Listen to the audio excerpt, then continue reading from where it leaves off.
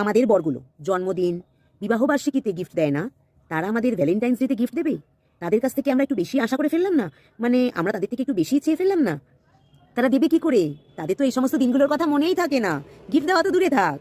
তোমাদের বরগুলো দিতে পারে গো বাবা, আমার এত চড়া কপাল না, আমি গিফট পাই না। এই যে ছোট ছোট বোনুরা, তোমরা রোজ day, teddy day, chocolate day, Valentine's day এত কিছু পালন করো, তোমরা গিফট পাও, আবার গিফট দাও, ভালো, তোমরা দাও। কিন্তু তোমরা এই ফেসবুকে ভিডিও বা ফটো ছেড়ো না, তাতে আমাদের খুবই কষ্ট হয়, আমাদের হিংসে গা জ্বলে যায়। তার জন্য বলছি, তোমরা আমাদের কষ্টটা বুঝবে না, তোমরা ভিডিও ছেড়োই না বা ফটো দিওই না।